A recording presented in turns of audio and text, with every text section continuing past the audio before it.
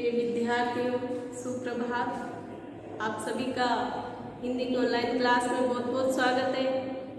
हम आपकी जो मंदाकिनी किताब है उसका पाठ 1 पढ़ रहे हैं। हिंदी गद्य का विकास कैसे हुआ, कौन कौन से कवि का इसमें योगदान रहा, भूमिका रही, और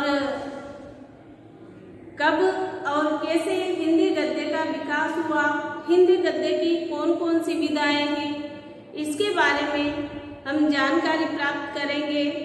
हिंदी गद्य का अर्थ क्या होता है, गद्य और पद्य में अंतर क्या होता है, इसका पहला भाग जो हमने पढ़ा है उसमें आपको ये बताया गया है कि हिंदी गद्य क्या है, गद्य विधाएं कौन कौन सी होती है गद्य की, गद्य और पद्य में क्या अंतर होता है, ये हम कल पढ़ चुके हैं। यहाँ पर जिन जिन कवियों की हिंदी गद्य के विकास में महत्वपूर्ण भूमिका रही है और हिंदी गद्य की विकास यात्रा कब से शुरू होती है, हिंदी गद्य का विकास कब से माना जाता है, ये भी हम कल पढ़ चुके हैं। आज इसका हम भाग 2 पढ़ेंगे।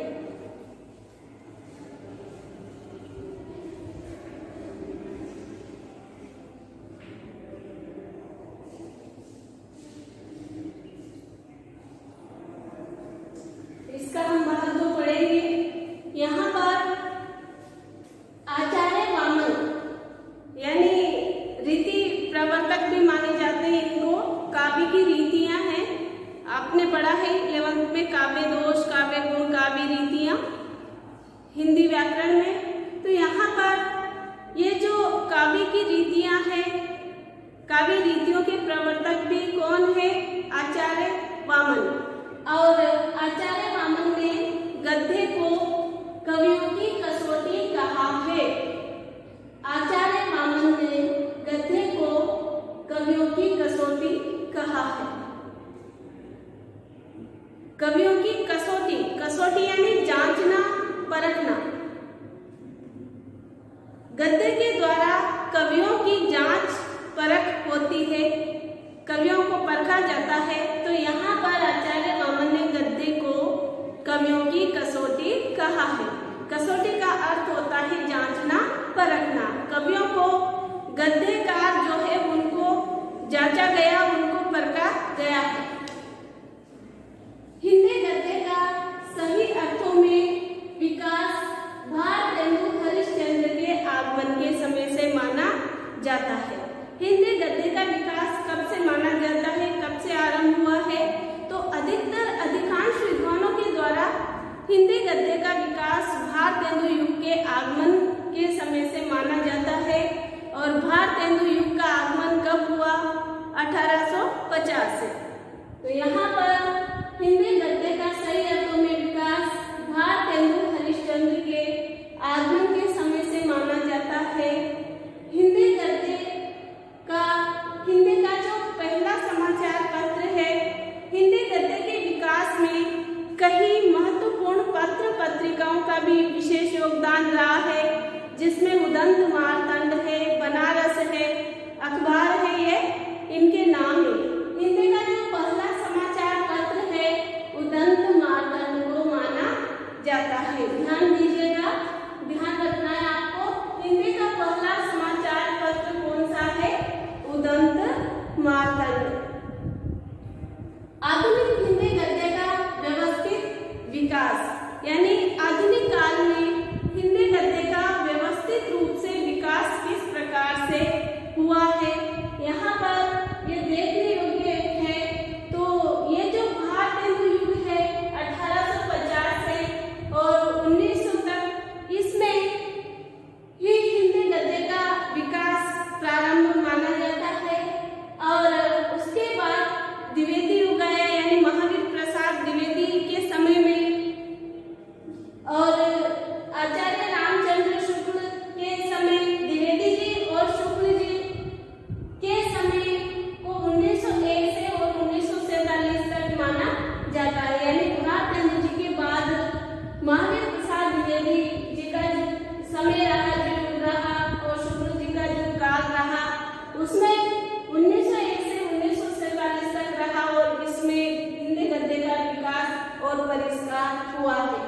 उसके बाद का युग, शुक्ल जी के बाद का युग शुक्लोत्तर कहलाता है, यानी कि आधुनिक काल जो 1948 के बाद से चला। इसमें हिंदी गद्य को और भी परिष्कृत रूप में हम देख सकते हैं। यहाँ पर यह जो हिंदी गद्य का विकास है, भारतेंदु जी ने अपनी गद्य शैली को अत्यंत व्यवहारिक और समय की आवश्यकता के अनुसार ढाला है।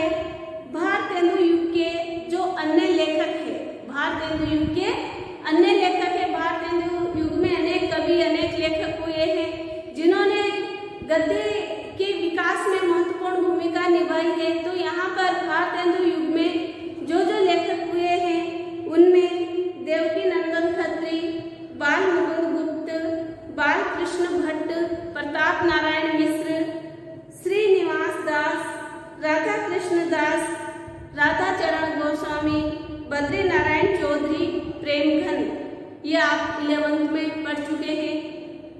श्रद्धा राम फिलोरी, किशोरी लाल गोस्वामी, लज्जा राम मेहता आदि ने हिंदी गद्य की परंपरा को समृद्ध किया है और महत्वपूर्ण भूमिका निभाई है। हिंदी गद्य विकास में महत्वपूर्ण योगदान दिया है। इन लेखकों ने गद्य की अनेक विधाओं में भी लिखा। हिंदी के प्रचार प्रसार में अपने रचना कार्य को लक्ष्य बनाया। उस समय में देवकी नंदन खत्री का जो चंद्रकांता संतति उपन्यास है, इसका प्रकाशन एक महत्वपूर्ण घटना थी और इन उपन्यासों को पढ़ने के लिए लोगों ने हिंदी सीखी। ये हिंदी गद्य शक्ति का ही प्रमाण है। यहाँ पर इस काल में, यानी कि भारतेंदु युग की बात की जा रही है, इस काल में हिंदी गद्य के विकास में आर्य समाज आंदोलन की भी महत्वपूर्ण भूमिका रही है। आर्य समाज के प्रवर्तक कौन हैं? स्वामी दयानंद सरस्वती। और इस आंदोलन ने धर्म, समाज, शिक्षा, साहित्य के क्षेत्र में क्रांति की है और तर्क वितर्क, चिंतन मनन किया गया है।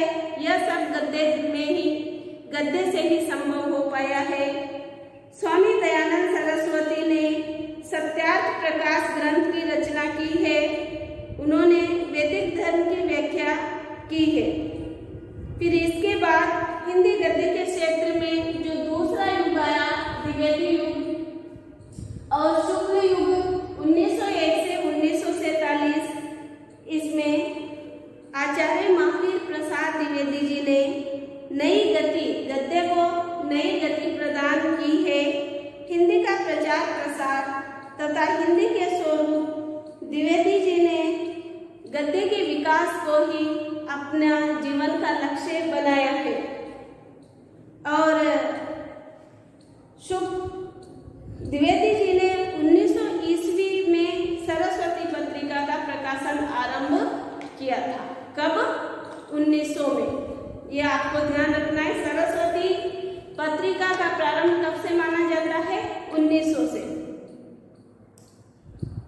एक समय सरस्वती पत्रिका भारत की हिंदी चेतना की सबसे शक्तिशाली पत्रिका थी और महावीर प्रसाद द्विवेदी ने उनके समय के जो लेखक हैं उनको प्रेरित करके नए नए विषयों पर लेखन का कार्य करवाया है।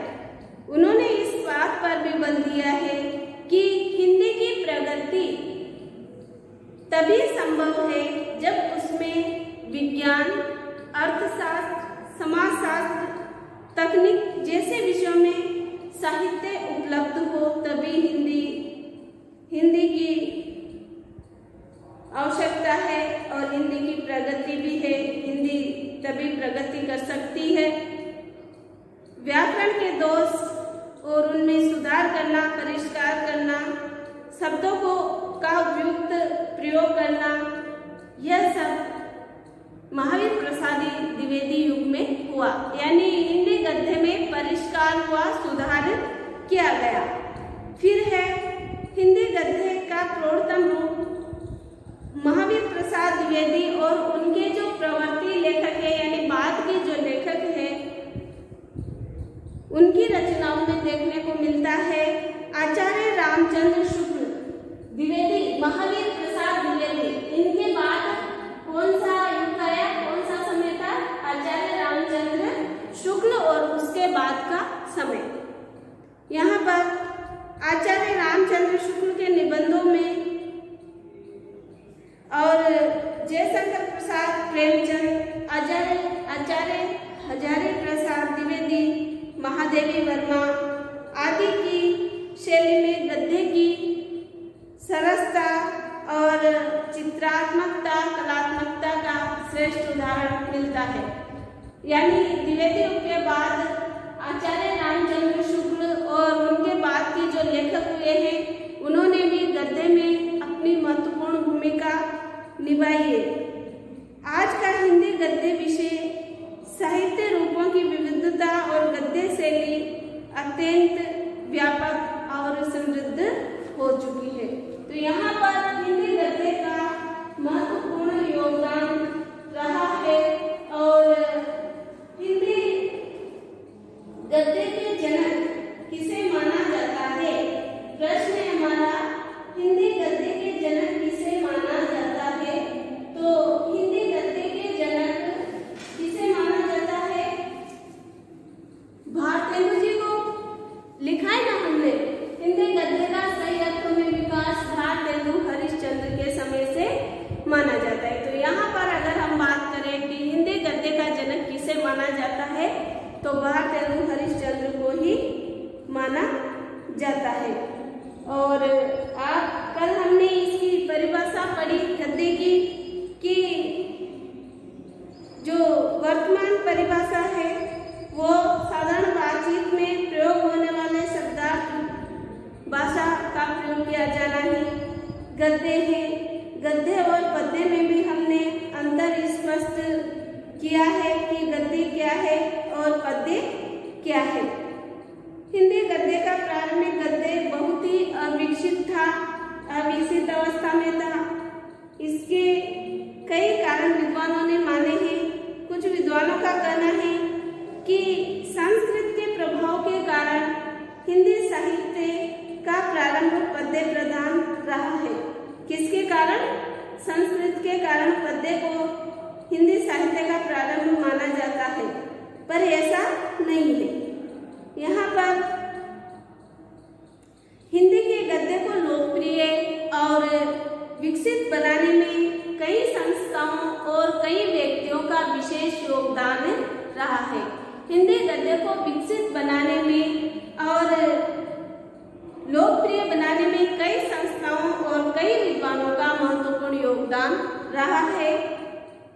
ईसाई धर्म प्रचारकों को अपने उपदेशों को सामान्य लोगों तक पहुंचाने के लिए हिंदी गद्य की आवश्यकता हुई। यानी जो ईसाई धर्म का प्रचार प्रसार करने वाले थे, जो ईसाई धर्म के प्रचारक थे, उन्हें अपने उपदेशों को लोगों तक पहुंचाने के लिए किसकी आवश्यकता हुई? हिंदी गद्य की आवश्यकता हुई। राजा राम मोहन राय और उनकी संस्था है ब्रह्म समाज ने हिंदी गद्य के विकास में महत्वपूर्ण योगदान दिया। इसी प्रकार से वेदांत सूत्र का हिंदी में अनुवाद किया और आर्य समाज के जो संस्थापक है, ब्रह्म समाज के संस्थापक तो कौन है? राजा राम मोहन राय। आर्य समाज के संस्थापक कौन? दयानंद सरस्वती। तो यहाँ पर आर्य समाज के संस्थापक दयानंद सरस्वती का भी अविस्मरणीय योगदान रहा है, जिसे भुलाया नहीं जा सकता। अनेक पत्र पत्रिकाओं का भी हिंदी गद्य के विकास में महत्वपूर्ण योगदान रहा, महत्वपूर्ण भूमिका रही है। और उदंत मार्तंड, बनारस अखबार, सुधाकर आदि पत्र पत्रिकाएं हिंदी के विकास में, हिंदी के भूमिका में, हिंदी के गद्य के विकास में महत्वपूर्ण मानी जाती है। तो आज हमने आचार्य हामन के द्वारा दी गई परिभाषा कवियों की कसौटी कहा है गद्य को, और इसका विकास भारतेंदु हरिश्चंद्र के युग में माना जाता है। यानी आधुनिक हिंदी गद्य के जनक किसे माना जाता है, प्रश्न है हमारा। तो यहाँ पर भारतेंदु हरिश्चंद्र को माना जाता है। हिंदी का पहला समाचार पत्र कौन सा है, उदंत मार्तंड हिंदी का पहला समाचार पत्र है, जिसका हिंदी गद्य विकास में महत्वपूर्ण योगदान रहा है। और आधुनिक हिंदी गद्य का व्यवस्थित रूप से विकास किस प्रकार से हुआ है, तो जब हिंदी गद्य का सही अर्थों में विकास ही भारतेंदु युग से माना जाता है। यानी जब भारतेंदु हरिश्चंद्र जी का जन्म हुआ उसके बाद से, तो यहाँ पर भारतेंदु युग 1850 से 1900 तक माना गया है। उसके बाद महावीर प्रसाद द्विवेदी का युग आया। यानी महावीर प्रसाद द्विवेदी ने हिंदी गद्य के विकास में महत्वपूर्ण भूमिका निभाई, और जो भी कमियां उसमें थी उसमें परिष्कार किया, सुधार किया। उसके बाद आचार्य रामचंद्र शुक्ल, और उसके बाद का युग आया। तो आचार्य रामचंद्र शुक्ल के समय में भी अनेक लेखक हुए, जिन्होंने भी हिंदी के गद्य विकास में महत्वपूर्ण भूमिका निभाई है। और आधुनिक काल 1948 के बाद इसमें सुधार किए गए, जो भी कमियां रही उन्हें बाद के कवियों ने उनमें सुधार किया, और हिंदी गद्य विकास में महत्वपूर्ण भूमिका निभाई। इसके आगे वाला जो पाठ है उसमें हमने गद्य की जो विधाएं हैं, जैसे आप पढ़ते हैं, कहानी पढ़ते हैं, निबंध पढ़ते हैं, उपन्यास पढ़ते हैं, संस्मरण पढ़ते हैं, तो ये होते क्या है, इसके बारे में इसके आगे वाले भाग में हम पढ़ेंगे। आज के लिए इतना ही, धन्यवाद।